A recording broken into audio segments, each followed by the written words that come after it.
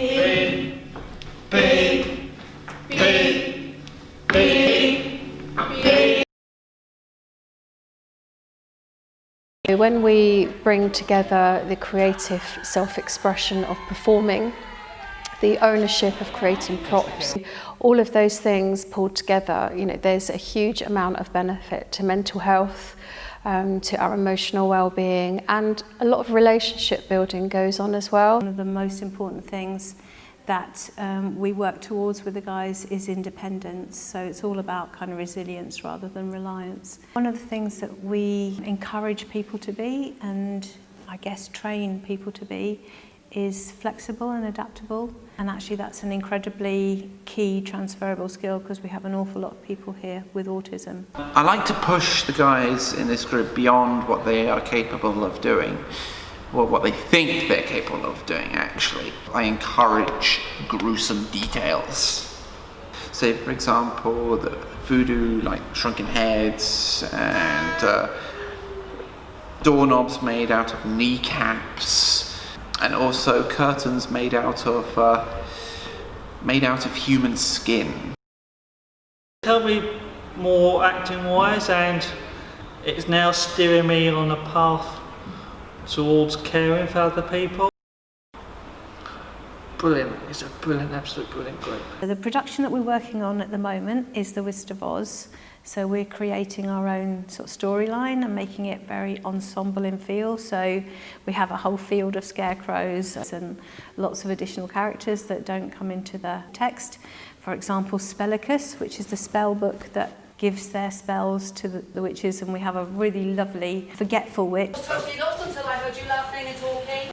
Ancient and I will get the spell to poison the puppies.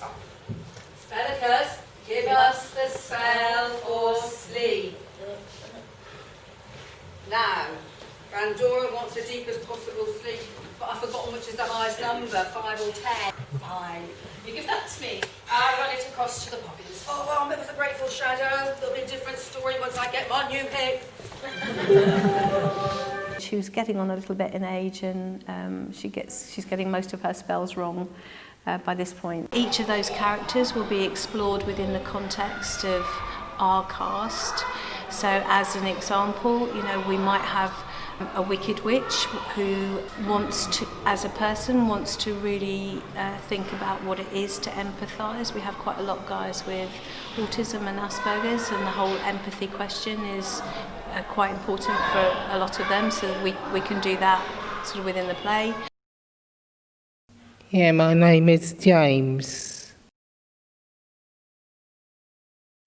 Going down the yellow brick road and meeting all the characters. Good, magical and intriguing. I like being with Beth, working with the acting, mostly working in groups. Coming together and working with friendship. Happy, joyful and jolly.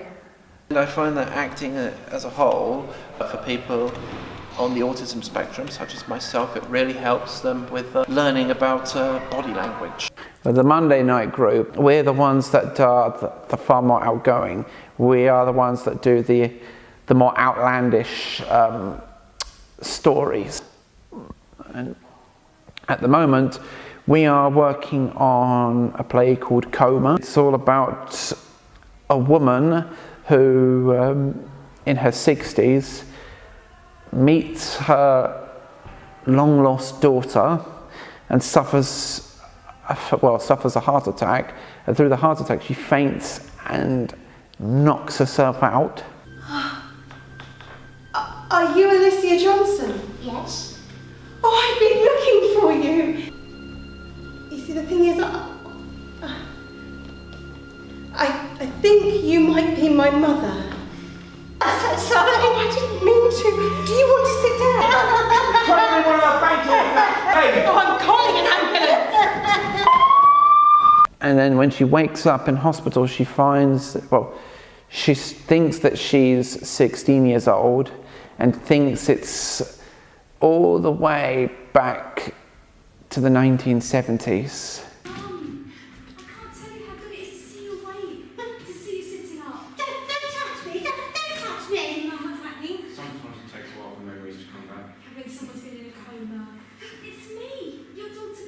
We start in 1973 and finish up in, well, 2019. And I play the role of Eden, and I violate the main character. I don't remember getting home. I was in shock. Which road did I take? None.